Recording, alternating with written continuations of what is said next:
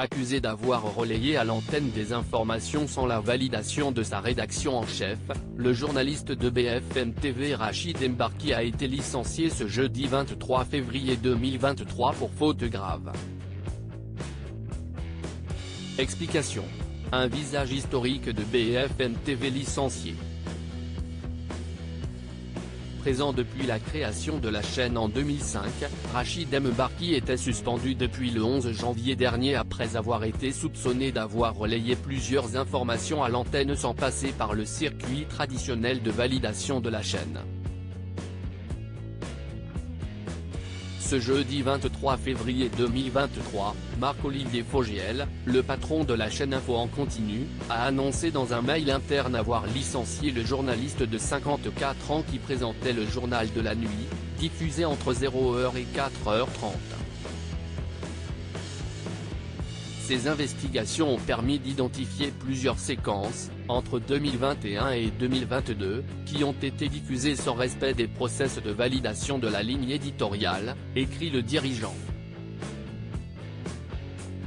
Rachid Mbarki licencié de BFM TV, des soupçons d'ingérence étrangère selon le site Politico, qui avait le premier dévoilé l'information au début du mois. Rachid Mbarki avait notamment évoqué en juin dernier le Forum économique de Dakhla, au Maroc, en mentionnant la reconnaissance espagnole du Sahara marocain.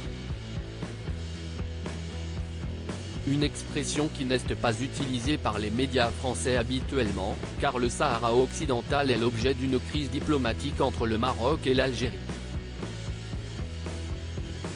Une enquête du consortium de journalistes Forbidden Stories avait révélé le 15 février que ces informations avaient été fournies clé en main par une agence de désinformation israélienne. Marc-Olivier Fogiel annonce avoir porté plainte contre X dans son mail interne. Marc-Olivier Fogiel précise que ces manquements sont de la seule responsabilité d'un journaliste qui n'a pas respecté les règles en vigueur au sein de la rédaction. Le dirigeant précise par ailleurs avoir déposé une plainte contre X relative aux faits. Selon BFM TV, cette affaire a convaincu le groupe Altice, auquel la chaîne appartient, de renforcer encore ses dispositifs actuels pour permettre une meilleure sécurisation des processus d'intégration de contenu et de suivi du contrôle de l'antenne.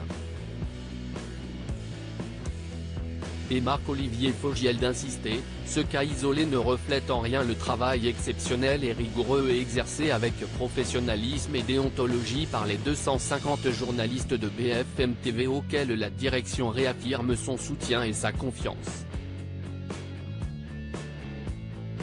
Quel avenir pour Faites entrer l'accusé sur RMC Story?